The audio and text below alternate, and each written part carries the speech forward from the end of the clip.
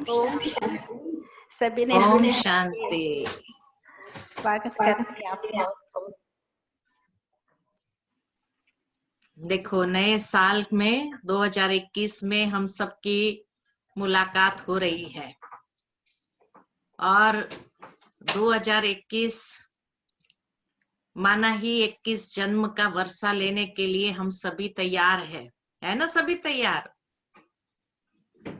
बाबा भी हम बच्चों को कितना सुंदर ये अवसर देता है कि हम सब आपस में बहुत प्यार से मिले और हमारी प्यारी लक्ष्मी दीदी, शारदा दीदी ये विशेष पुरुषार्थ करते हैं सभी को ऑनलाइन लाने के लिए, आप सबको मिलाने के लिए। इसीलिए सबसे पहले लक्ष्मी दीदी को, शारदा दीदी को, सभी भाई बहनों को, सभी जो भी सेवा साथी बहनें हैं, सबको मधुबन बेहद घर से अव्यक्त बाप दादा दादियां और हमारे वरिष्ठ भाई बहने तथा सभी मधुबन निवासी के तरफ से बहुत बहुत नए साल की मुबारक हो, मुबारक हो, मुबारक हो आप सबको।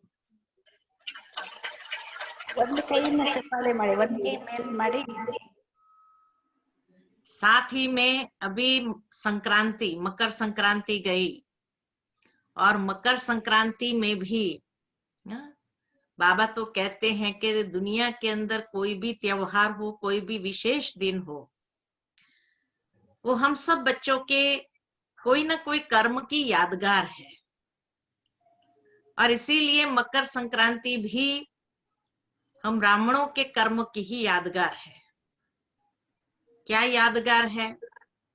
तो कहा जाता है कि भाई सूर्य जो है उत्तरायण में, अब तक दक्षिणायन में था, अभी उत्तरायण में जा रहा है, मकर राशि में प्रवेश करके उत्तरायण की ओर जाता है और कहते हैं शुभ दिन आरंभ होते हैं, क्योंकि अब तक रातें लंबी थी, दिन छोटा था। अब जैसे जैसे सूर्य उत्तरायण में जाएगा तो रातें छोटी हो जाएंगी, दिन लंबा हो जाएगा। कहने का भावार्थ कि अभी हम सभी अंधकार से प्रकाश की ओर जा रहे हैं और ये सारा चक्र की याद है। बाबा जैसे हम बच्चों को कहते, बच्चे स्वदर्शन चक्रधारी बनो, कोई न कोई रीति से चक्र को घुमाते रहो। तो इसी तरह से अंधकार से प्रकाश की ओर जाना, अर्थात कलयुग अंधकार था, अब प्रकाश की ओर अर्थात नई दुनिया की ओर हमें जाना है ना? और इसीलिए मकर संक्रांति पर तिल गुड़ बांटते हैं। विशेष तिल का शेप देखो, छोटी छोटी आत्माओं के जैसा। इसी तरह बाबा कहते तुम सब आत्माएं छोटी छोटी जो है, जब संगठित हो जाती है, लड्डू में परिवर्तित हो जाती है, मीठा से एक दूसरे के समीप आ जाते हैं, तो उसी से संसार के अंदर मिठास आरंभ हो जाती है, मधुरता प्रवाहित होती है। और इसीलिए हम सब आत्माएं संगठित तभी होंगी मधुरता के व्यवहार के साथ। तो ये मधुरतापूर्ण व्यवहार हम सभी को नई दुनिया की ओर ले जाएगा, जहां सदा ही सुंदर दिन हमारे लिए होंगे, सुखद दिन होंगे।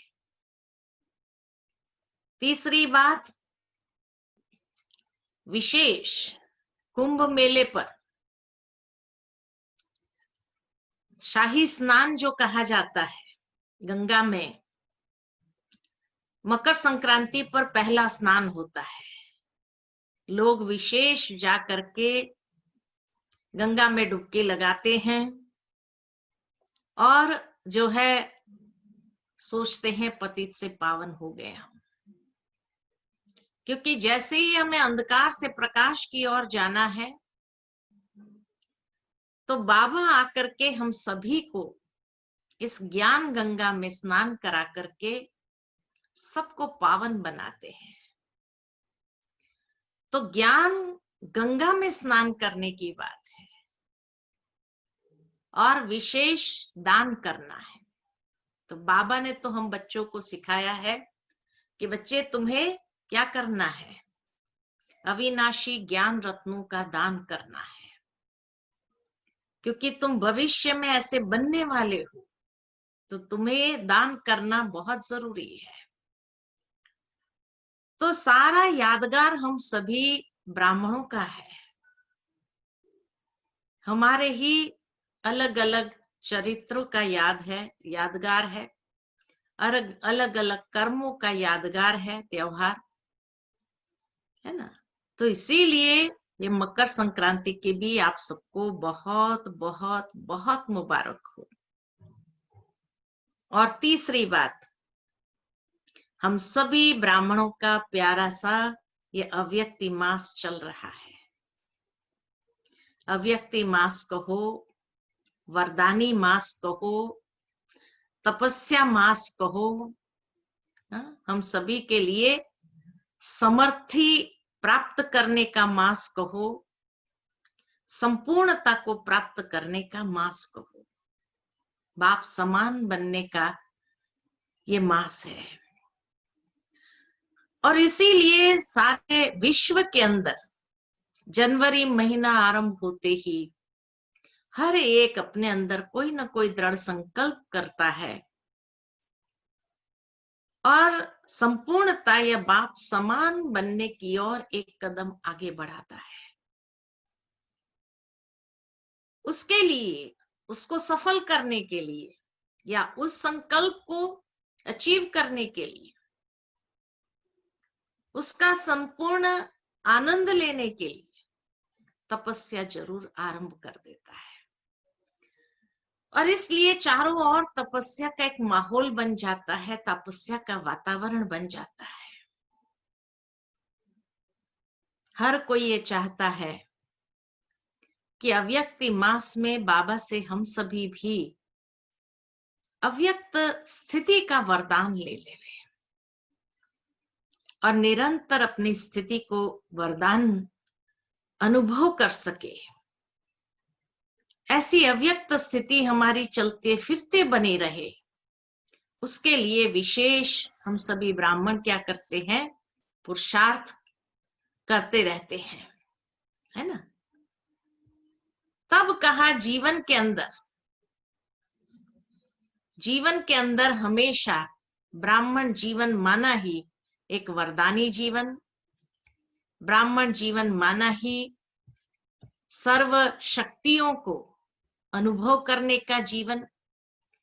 क्योंकि इसी दिन पर बाबा ने विशेष दादी जी को क्या किया था, वरदान हाथ में हाथ दे करके जैसे संपूर्णता को अनुभव कर सके जीवन के अंदर, उसी के लिए विशेष पुरुषार्थ कराया या वरदान दे दिया। बड़ी दादी जी हमेशा अपना अनुभव सुनाते थे कि कैसे बाबा ने पहले से बुला करके सारा घर दिखाया, कहाँ स्टॉक रहता है, कहाँ हर चीज रखी हुई है, कैसे ध्यान रखना होता है, सब कुछ हाथ में हाथ पकड़ करके सारा कुछ दिखाया। और शाम को फिर पत्र भी लिखवाए, दिन में भी जो पत्र थे वो भी लिखवाए। फिर शाम को जो है दादी जी से कहा आज बाबा ने सुबह क्लास नहीं कराई है, इसीलिए बाबा शाम को क्लास जरूर कराएंगे, सभी को बोलो भोजन करके सब आ जावे। और हमेशा रात्रि की क्लास जो है 9 से 10 होती है, लेकिन उस दिन बाबा ने कहा नहीं, सब बच्चों को 8 बजे ही बुला लो। तो भोजन करके सभी बच्चे पहुंच गए छोटे हॉल में, हिस्ट्री हॉल में बैठे। और हिस्ट्री हॉल में बैठकर बाबा ने पूरी मुरली चलाई। और उस दिन की बाबा की जो मुरली थी, वो मुरली में बाबा ने यही बात कही कि सर्व संबंधों का सुख एक बाबा से लेना है। कैसे हम सभी बाबा से सर्व संबंध जोड़े और सर्व संबंधों का सुख ले, उसके ऊपर बाबा ने महावाक्य सुनाए। 9 बजे बाबा ने मुरली पूरी किया। मुरली पूरी करने के बाद जैसे बाबा बाहर आए, दरवाजे पर फिर खड़े हुए और दरवाजे पर खड़े हो करके हाथ जोड़ करके बच्चों को कहा,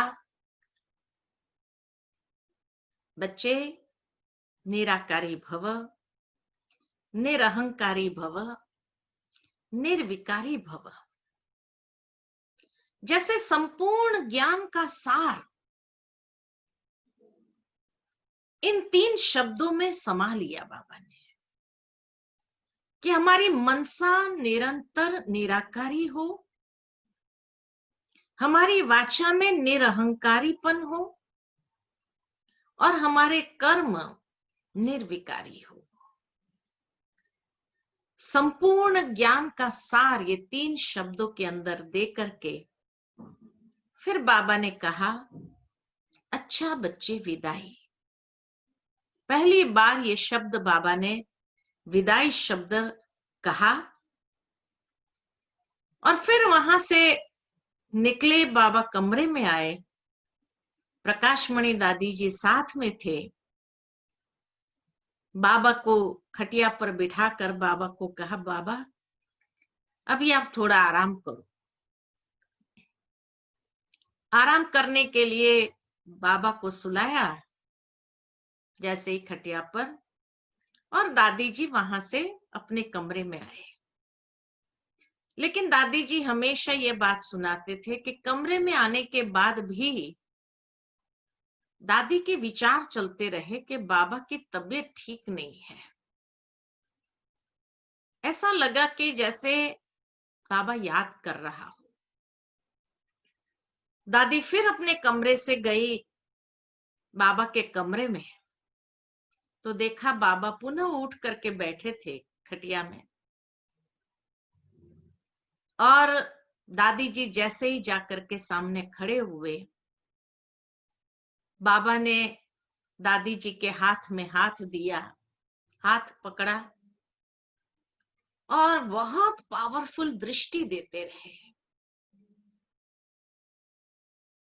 और धीरे धीरे वो हाथ जैसे ढीला होता गया और ढीला होते होते होते बाबा उड़ गए, उस संपूर्णता को प्राप्त हो गए।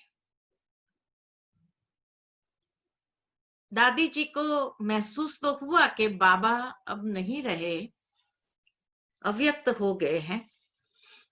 फिर भी जब तक डॉक्टर न कहे, तो बाबा के लिए डॉक्टर को बुलाया। एक भाई को भेजा कि डॉक्टर को बुला करके ले आओ। डॉक्टर आकर के कहने लगे, बाबा नहीं है,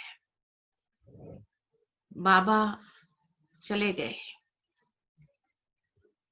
दादी ने सब जगह फोन करना शुरू किया और इसीलिए बाबा कई बार कहते हैं कि बाबा ने सब शक्तियों को विल कर दिया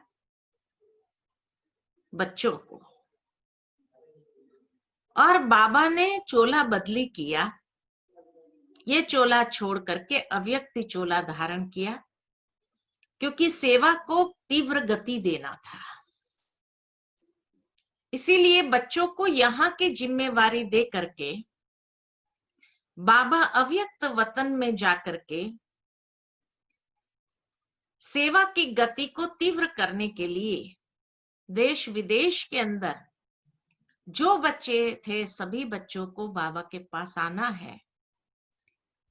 तो इसीलिए बाबा ने वो कार्य आरंभ किया, विश्व सेवा का। जैसे साकार में जो आवाहन किया था, अव्यक्त होकर के सारी सीमाएं जो लिमिटेशन थी बाबा के लिए, वो सारी लिमिटेशन समाप्त होकर के तो बाबा जैसे विश्व सेवा के लिए आगे कदम बढ़ा दिया और बच्चों को यहाँ की जिम्मेवारी भी दी, तो जिम्मेवारी भी विल किया, साथ ही साथ बच्चों को सर्व शक्तियां भी विल किया, सर्व समर्थी विल किया और इस तरह से बाबा संपूर्णता को प्राप्त हुए। हम सभी बच्चों को जो ये बात कही बाबा ने, निराकारी भव, निरहंकारी भव, निर्विकारी भव, तो हम सभी बच्चों को अभी वही स्थिति को प्राप्त करना है और बाप समान जरूर बनना है। और उसके लिए जब बाबा का पहला शब्द जब लेते हैं निराकारी भव, तो बाबा ने कई मुरलियों में हम बच्चों को ये ड्रिल कराई है कि बच्चे साकार से आकार, आकार से निराकार आना जाना करो, ये अभ्यास को बढ़ाओ। निराकारी स्थिति का मतलब है बिंदु स्थिति, या ये कहे कि आत्मा का अनादि स्वरूप। हमारा अनादि स्वरूप कौन सा है? ज्योति बिंदु स्वरूप, सातों गुणों की ऊर्जा से भरपूर। इसीलिए बाबा साकार मुरली में प्रतिदिन हम बच्चों को कहते हैं कि बच्चे आत्म अभिमानी बनो, देही अभिमानी बनो, क्योंकि जितना हम ये आत्म अभिमानी होने का प्रैक्टिस करते जाएंगे, जितनी इस प्रैक्टिस को बढ़ाते जाएंगे, तभी देह से डिटैच होना और उस निराकारी स्थिति में चले जाना सहज होगा। तभी बाबा ने कहा है कि बच्चे आदि का पाठ भी आत्मा और अंत का पाठ भी आत्मा। आदि में पहले दिन हम बाबा के पास आए तो आत्मा का लेसन मिला, लेकिन वो आत्मा अभिमानी बनने का लेसन जिंदगी भर पूरा ब्राह्मण जीवन के अंदर अभ्यास करते रहना है, तब जाकर के निराकारी अवस्था में जाना सहज हो जाएगा। दूसरी बात कि निराकारी स्थिति यानी बिंदु रूप स्थिति, तो बिंदु बाप को निरंतर याद करना होगा, तब बिंदु स्थिति को सहजता से हम अचीव कर सकेंगे। लेकिन बिंदु बनने के लिए सबसे पहले बिंदु लगाना होगा। बिंदु लगाना मतलब जो व्यर्थ की बातें, व्यक्त बातें हैं, उन सबको फुल स्टॉप बिंदु लगाओ, है ना। एकदम बिंदु होकर के बिंदु लगाना जरूरी है। बिंदु लगाना बहुत आवश्यक है, क्योंकि जब तक व्यर्थ और व्यक्त बातें चलती रहेगी, बिंदु लगेगा नहीं, तो बिंदु के बदले कभी कभी क्वेश्चन मार्क लग जाता है, क्यों क्या के क्वेश्चंस में चले जाते हैं, तो उस निराकारी स्थिति का अनुभव नहीं कर सकते हैं। उस स्थिति में जाना हमारे लिए मुश्किल हो जाता है। इसीलिए बाबा कहे बिंदु लगाओ, बिंदु बनो और बिंदु बाप को सहजता से याद कर सकेंगे। जितना ये अभ्यास हमारा बहुत काल का रहेगा, बहुत काल माना सालों से नहीं है, लेकिन बहुत काल का मतलब है कितना हम लंबा समय तक उस स्थिति में स्थित रह सकते हैं। ये नहीं कि 2 मिनट लगा, निराकारी स्थिति में गए, फिर टूट गया योग, फिर जोड़ा, फिर 2 मिनट रहा, फिर टूट गया, फिर 2 मिनट लगाया, फिर टूट गया, तो इसको बहुत काल नहीं कह सकते हैं। लेकिन अगर आधा घंटा हम याद में बैठते हैं तो आधा घंटा तक वो योग लगा रहे, टूटे नहीं, उस स्थिति में हम नेचुरल स्थित रहे, निराकारी स्थिति, बिंदु स्वरूप, आत्म स्वरूप स्थिति में स्थित रहे। जरा भी मन फ्लक्चुएट नहीं होना चाहिए, टूटना नहीं चाहिए वो योग। बिंदु बन बिंदु बाप को याद करते रहे, इतनी एकाग्रता, एक की लगन में मगन रहे, तब उस निराकारी स्थिति के लिए हम कहेंगे बहुत काल का समय। आधा घंटा बैठे तो आधा घंटा पूरा। तभी साकार मुरलियों में बाबा ने अभी थोड़े दिन में कहा था ये बात कि बच्चे आधा घंटा बैठते हैं, लेकिन योग कितना समय लगा ये देखना है ना।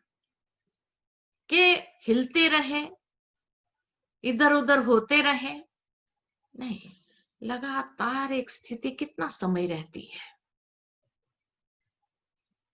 उस स्थिति में स्थित रहे, उसको कहेंगे बहुत काल।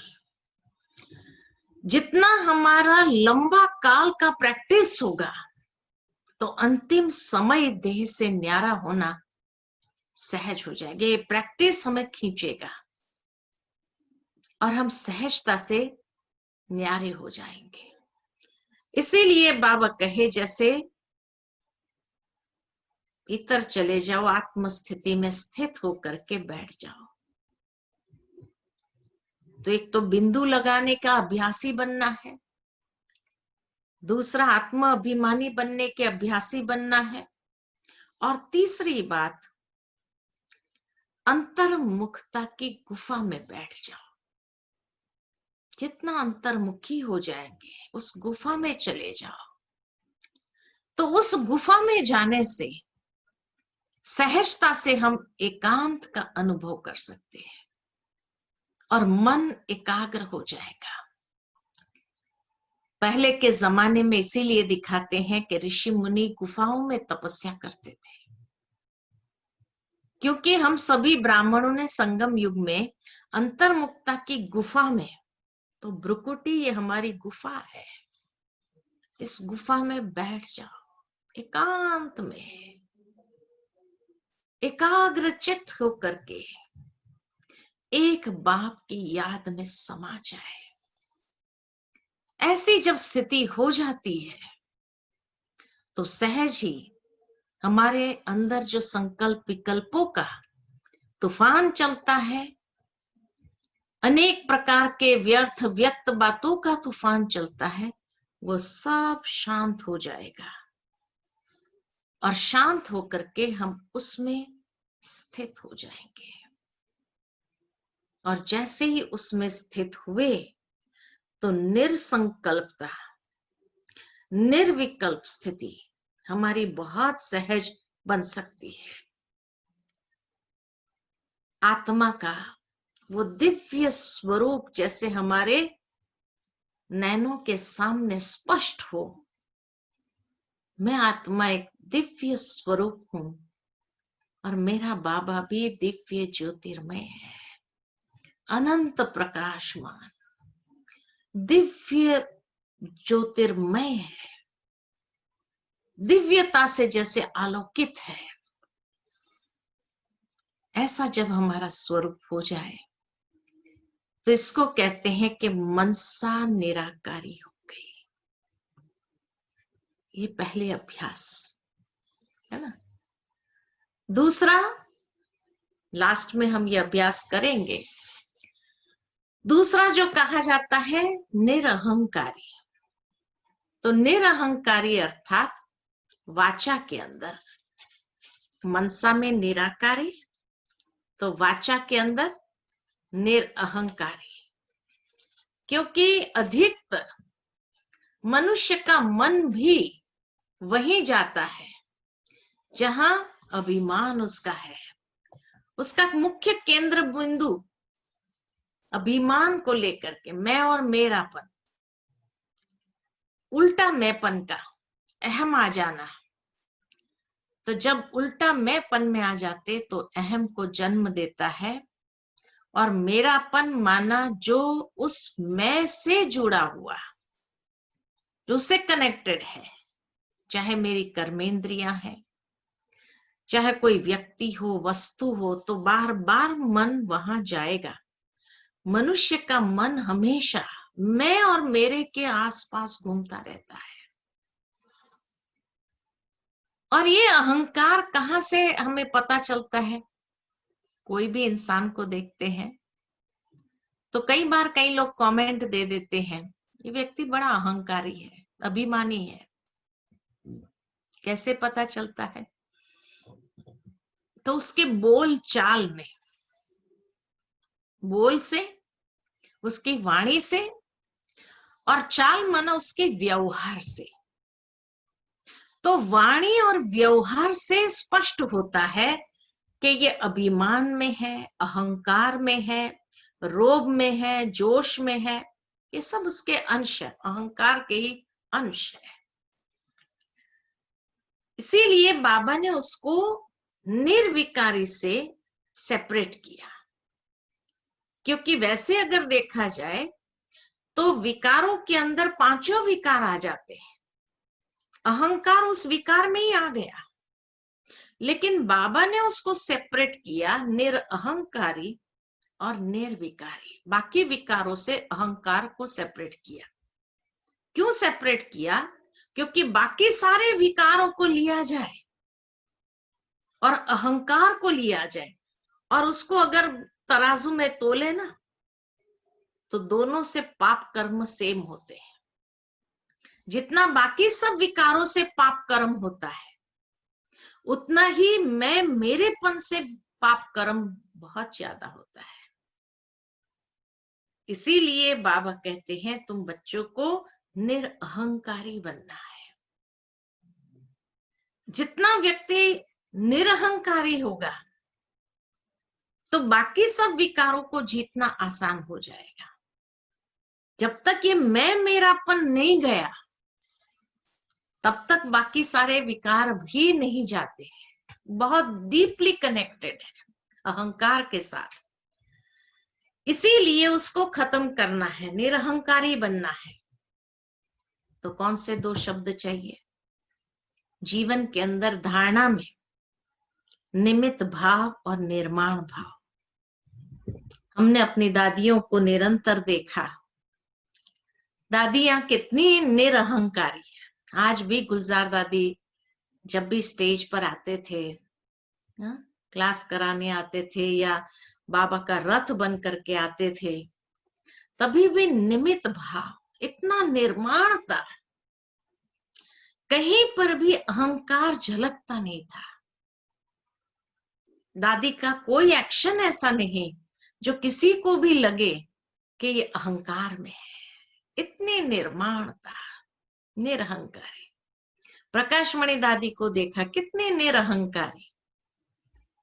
बाबा ने एक अव्यक्त मुरली में कहा था कि ब्रह्मा बाबा को, भले हम लोगों ने तो नहीं देखा, हम लोग तो पीछे आए, लेकिन ब्रह्मा बाबा ने जीवन में जब से बाबा के बने, जब से उन्होंने जीवन अपना समर्पित किया बाबा की सेवा में, उसके बाद बाबा ने कभी मैं शब्द का प्रयोग नहीं किया, न मेरा शब्द का प्रयोग किया, है ना। बाबा की मुरलियों में भी हम सुनते हैं, अभी अव्यक्त मुरलियों में भी कई बार बाबा कहते हैं कि बाबा ने कभी भी कोई भी विकारों का अंश बाबा के जीवन को छू नहीं सका। क्यों? क्योंकि मैं और मेरेपन को ही बाबा ने समाप्त किया। सब कुछ, सारे बच्चों की पालना यज्ञ के अंदर 14 साल बाबा के उस धन से होती रही, है ना, लेकिन उसके बावजूद भी बाबा ने कभी मेरा समझा नहीं।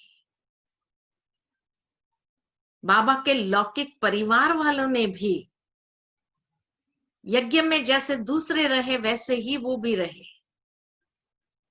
कभी भी ये फीलिंग में भी नहीं आए कि ये हमारे पिता का है, हमें ज्यादा मिलना चाहिए, ये हमको मिलना चाहिए। नहीं, समर्पित माना समर्पित।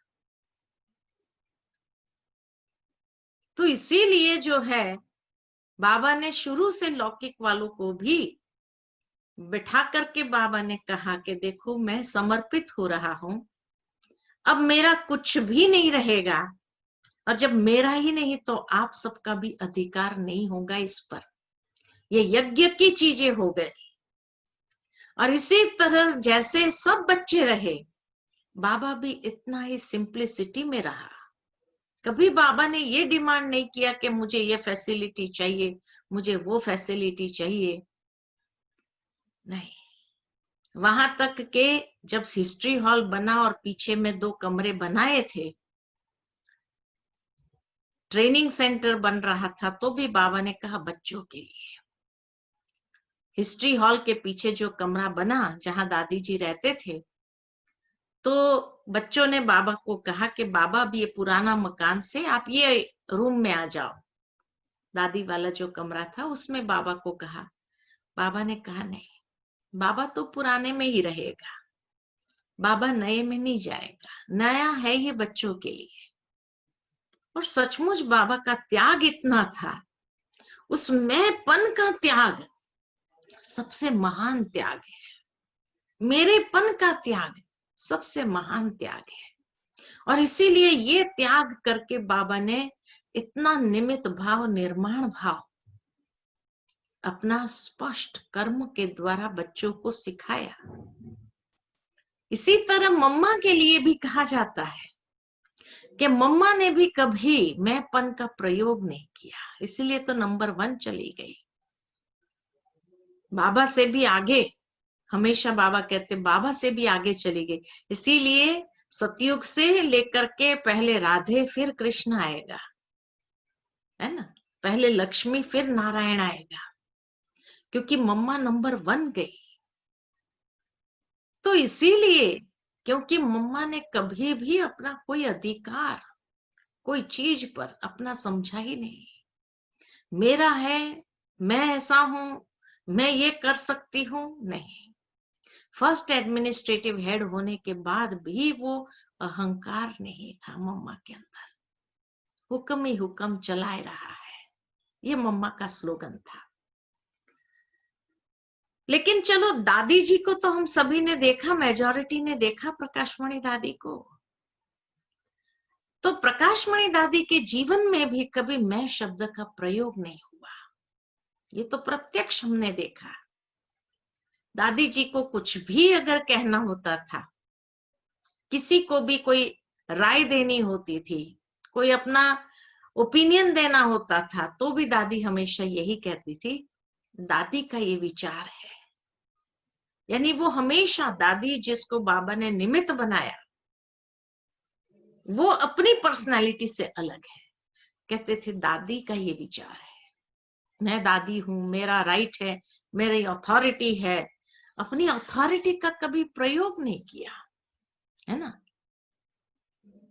इसी तरह से कहा कि अभिमान वाले वो शब्द नहीं थे कहीं पर भी, क्योंकि जिसको अभिमान होता है उसकी पहचान क्या, उसको अपमान बहुत जल्दी महसूस होता है, छोटी सी बात में भी अपमान फील करते हैं। तो बाबा ने कहा इसीलिए हमेशा ये याद रखो, करण करावनहार करा रहा है, मैं करणहार हूं, मैं निमित्त हूं, और इस तरह से अभिमान को जीतना है।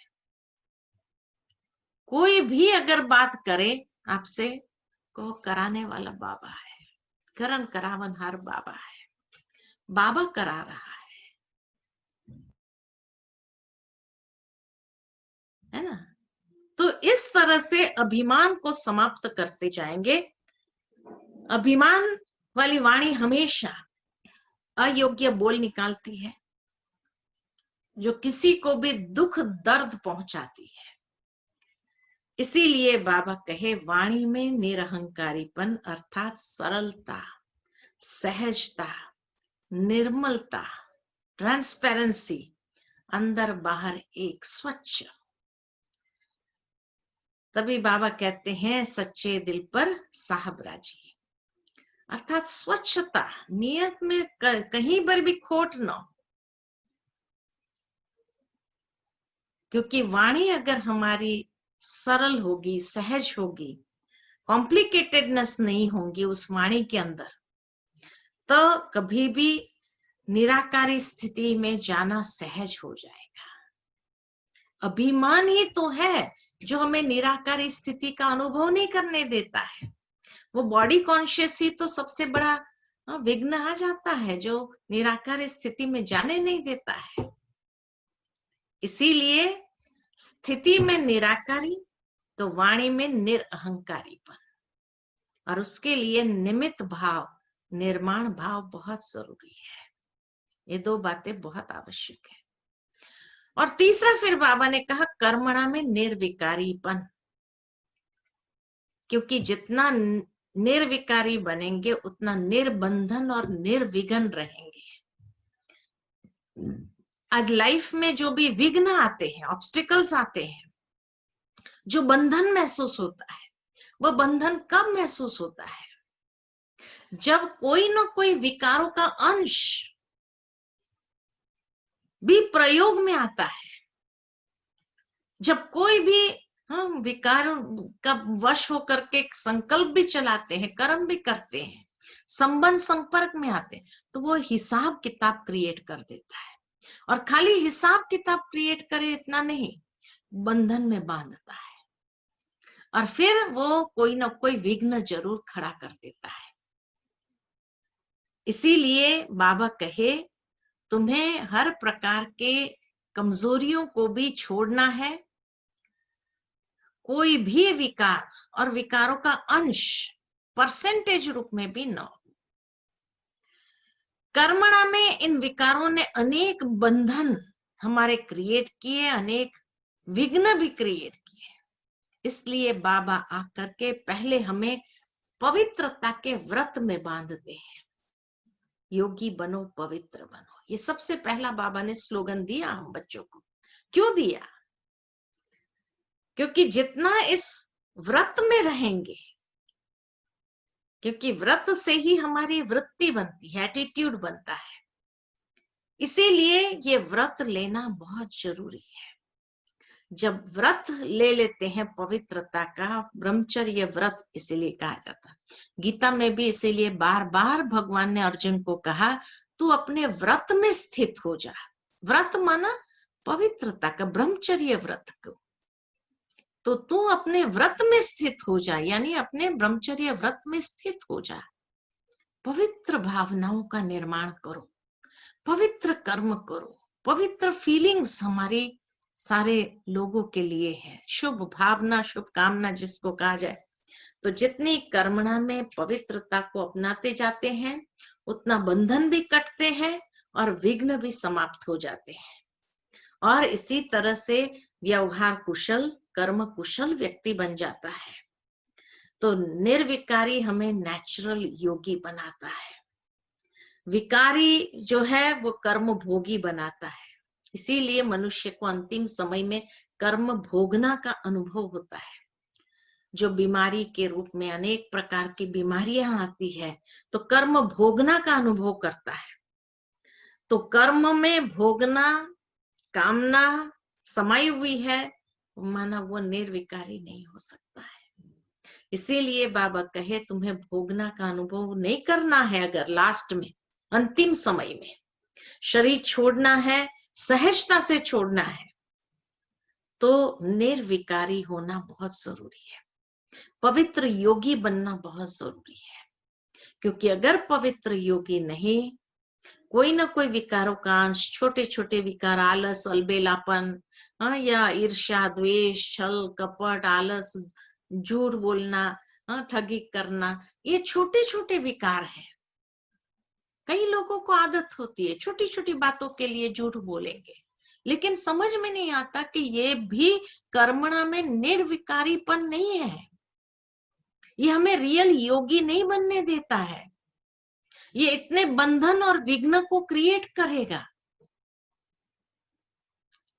हमारा योग ईश्वर से लगने नहीं देगा, व्यर्थ संकल्प ज्यादा चलाएगा। इसलिए जितना सच्चा योगी, पवित्र योगी है, ये छोटे छोटे विकारों को भी, कमजोरियों को भी हमने जीत लिया, फिर देखो कितना सुंदर योगी जीवन का अनुभव करते हैं, निर्बंधन निर्विघ्न जीवन का अनुभव करते हैं। तो इसीलिए बाबा कहते हैं मनसा में निराकारी, वाणी में निरहंकारी और कर्मणा में निर्विकारीपन को ले आना है। तो ये 3 बातें जो सार रूप में बाबा ने हम बच्चों को सहजता से सिखाई कि बाप समान बनना है, संपूर्ण बनना है, तो इसकी बहुत आवश्यकता है कि हम ये अभ्यास को पक्का करें। और जितना हमारा ये अभ्यास पक्का होता जाएगा, उतना जीवन के अंदर उन्नति को प्राप्त करना बहुत सहज होगा। तो आप सभी इतनी अच्छी भट्ठी कर रहे हैं, और ये भट्ठी का मेन थीम ही रखा है आप लोगों ने, निराकारी, निरहंकारी, निर्विकारी। ये जान करके बड़ी प्रसन्नता हुई, और इसीलिए आज यही बातें मुख से निकली। लेकिन अब हम थोड़ी देर के लिए निराकारी स्थिति में जाएंगे, क्योंकि इतने दिन से आप तपस्या कर रहे हैं, है ना, ग्रुप बाय ग्रुप कितने ग्रुप्स तपस्या करके गए इस ज्ञान सरोवर में। और नेचुरल है कि वातावरण इतना पावरफुल बना हुआ है। लॉकडाउन के समय भी बहनों ने विशेष तपस्या की है, तो इसीलिए ये वातावरण तो इतना सुंदर बना ही है।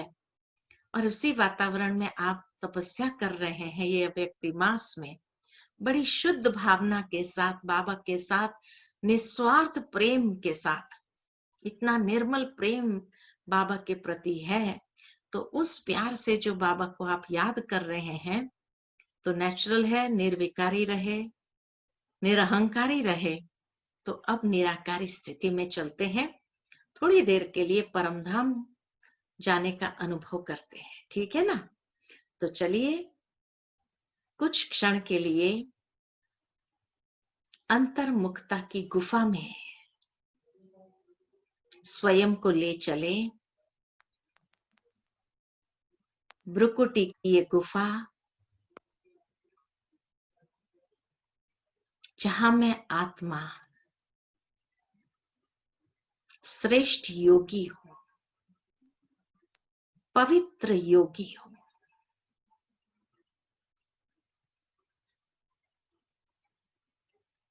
देह और देह के भान से उपराम मन में दृढ़ संकल्प बाप समान बनने का, और इस दृढ़ संकल्प के साथ विचारों में हल्कापन,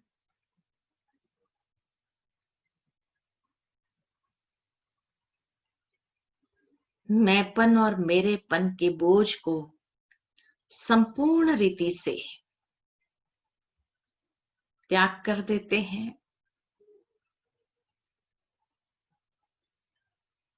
और इतना सरल सहज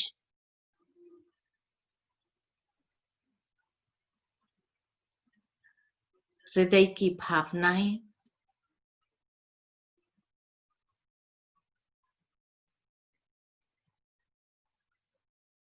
मन में हल्कापन, व्यक्त और व्यर्थ विचारों से परे दिव्य बुद्धि के अंतर्वाहन से चलते हैं। इस नमः शाम के समय अपने निराकारी दुनिया की ओर, पंचतत्व की दुनिया से पार, सूर्य चांद तारागण से भी पार, दिव्य लोक में, जहां चारों ओर दिव्य प्रकाश छाया हुआ है।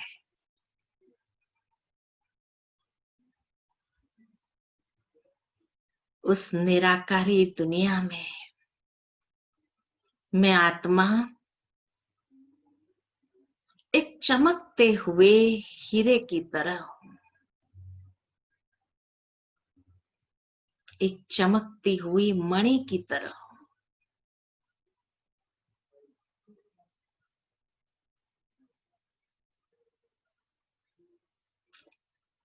और धीरे धीरे इस दिव्य लोक में शिव बाबा के सानिध्य में स्वयं को ले जाती हूं। मैं आत्मा दिव्य प्रकाश पुंज हूं।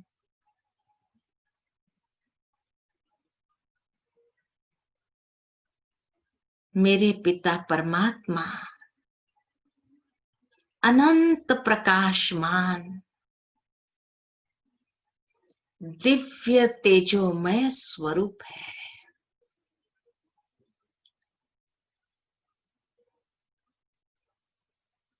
कितना सुंदर अलौकिक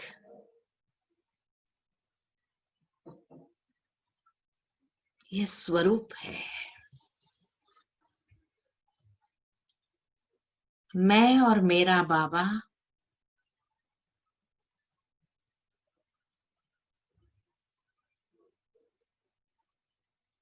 दिव्यता से आलोकित है।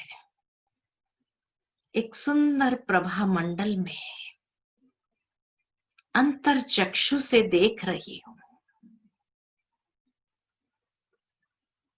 कितना सुंदर स्वरूप है। बाबा से पावरफुल लाइट और माइट की किरणें मैं स्वयं में समाती जा रही हूं।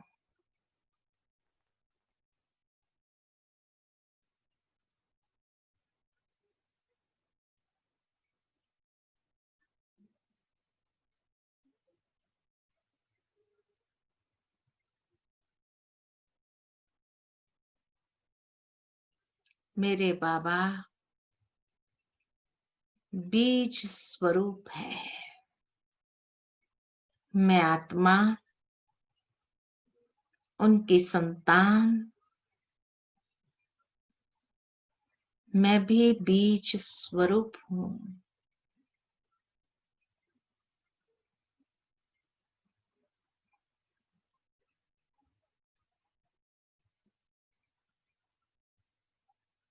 बाबा मुझ में सर्व शक्तियों के लाइट और माइट भर रहे हैं।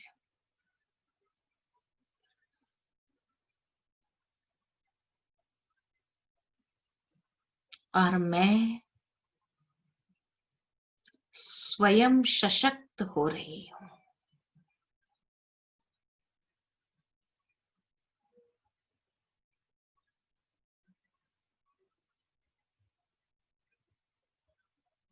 कुछ क्षण के लिए इस अनादि निराकारी स्वरूप में बाबा के सानिध्य में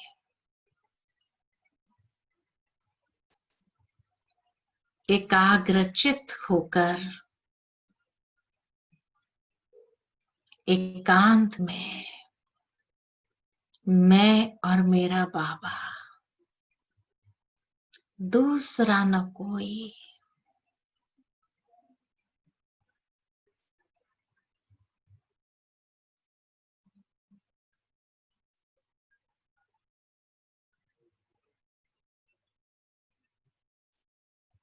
समा जाओ, खो जाओ बाबा की याद में।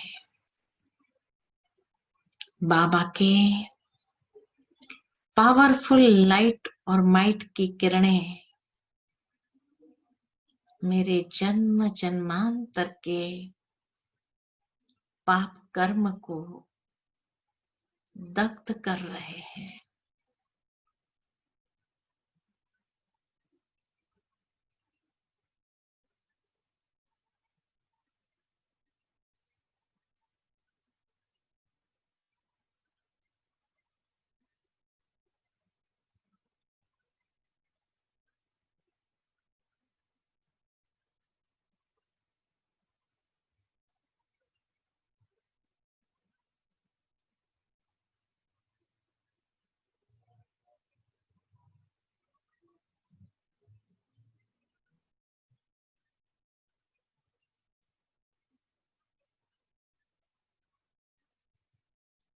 कितना सुंदर ये फीलिंग है, एकदम हल्कापन, न्यारा और निराला स्वरूप।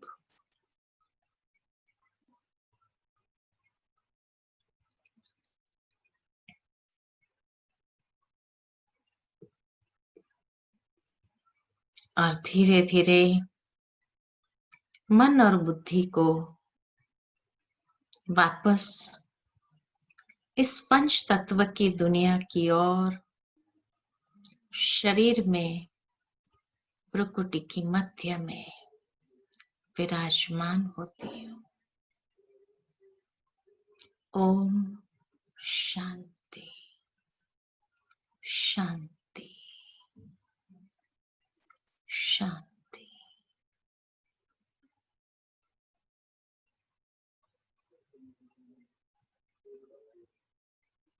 ओम शांति।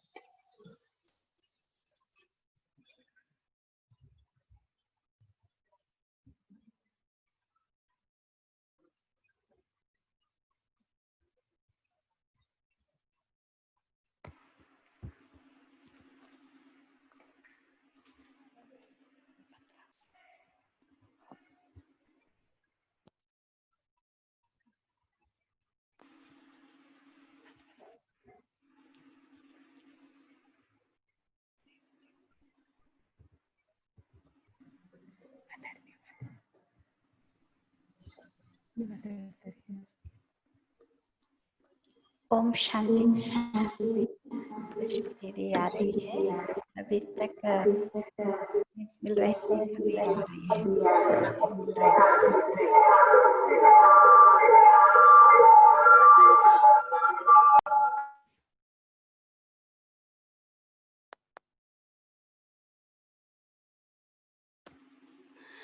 ओम शांति उषा बहन।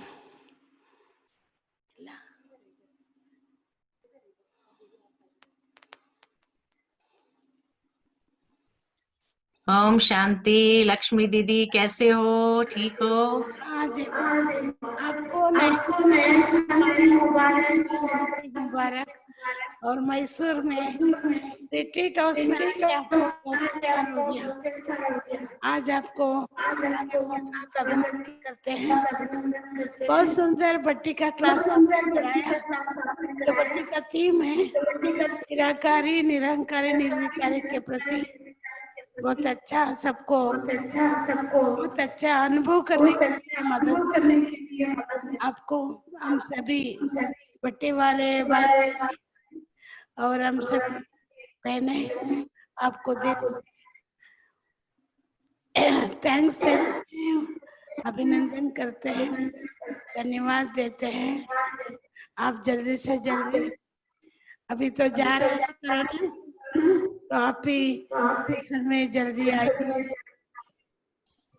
जरूर जरूर आएंगे। Thank you.